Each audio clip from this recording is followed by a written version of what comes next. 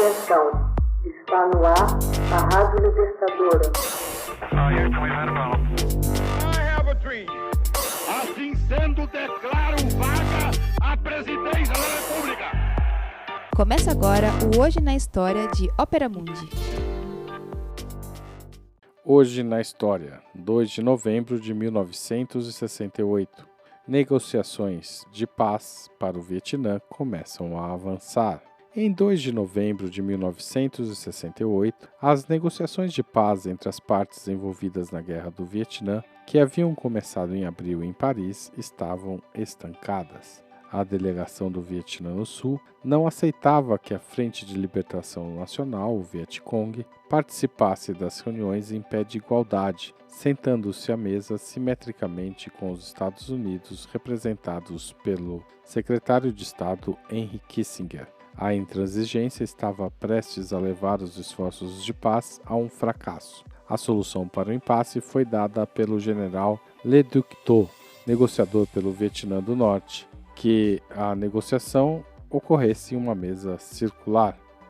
As negociações para acabar com a Guerra do Vietnã avançaram com muita dificuldade. Os norte-vietnamistas acusavam os Estados Unidos de falar de paz em Paris, enquanto intensificavam os ataques ao norte e se propunham a enviar novos esforços militares. Na época, o presidente norte-americano Lyndon Johnson começava a enfrentar sérios conflitos internos. Cerca de 25 mil pessoas participaram da primeira grande manifestação contra a guerra em 1965 em Washington. 2 anos depois, 400 mil pacifistas saíram às ruas de Nova York pedindo o fim do conflito em que os Estados Unidos haviam se envolvido. Entre os soldados norte-americanos do Vietnã, crescia a insatisfação pela falta de perspectiva de um acordo entre Ho Chi Minh e Lyndon Johnson, bem como a agonia com as crescentes baixas em suas fileiras e a incrível resistência vietnamita. Como tanto os Estados Unidos quanto o Vietnã do Norte apostavam numa decisão militar, os negociadores em Paris não tinham pressa. Somente em 1972, Kissinger e Le Duc Tho chegaram a um acordo aceitável para os dois países. Tho aprovou a continuidade do regime de Nguyen Van Thieu no Vietnã do Sul. Um Conselho Nacional para a Reconciliação e Unidade, formado pelos governos de Saigon, pelo Governo Popular Revolucionário e por grupos neutros, deveria preparar eleições gerais no Vietnã do Sul. Em contrapartida ao cessar-fogo imediato oferecido por Tho, os Estados Unidos deveriam encerrar todas as operações militares contra o Norte e retirar suas tropas do Sul num prazo de 60 dias. Após sua reeleição no final de 1972, Nixon quis dar uma nova demonstração de força com ataques aéreos a Hanoi e Haiphong. A opinião pública internacional reagiu indignada aos chamados bombardeios de Natal. Finalmente, a 27 de janeiro de 1973, Nixon anunciou o fim da Guerra do Vietnã. O Acordo para o Fim da Guerra e o Estabelecimento da Paz, assinado em janeiro de 73 em Paris, não chegou a ser implementado. Mesmo assim, os Estados Unidos começaram a retirar suas tropas e Hanoi deu continuidade à guerra.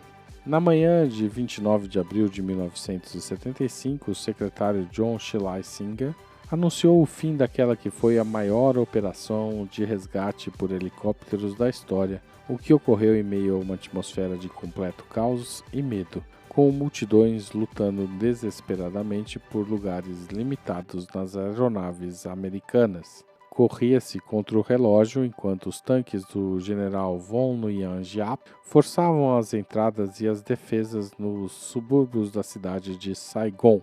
Nas primeiras horas da manhã do dia 30, os últimos fuzileiros navais foram retirados da Embaixada dos Estados Unidos. Era o fim efetivo da Guerra do Vietnã. O conflito deixou um saldo de 58 mil soldados mortos e 153 mil feridos do lado norte-americano, e de 1,5 milhão de mortos e 900 mil crianças órfãs do lado vietnamita.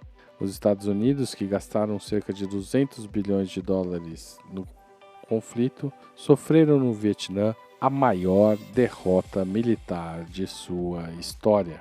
Hoje na História, texto original de Max Altman, locução Haroldo Cerávulo, gravação Michele Coelho, edição Laila Manoeli.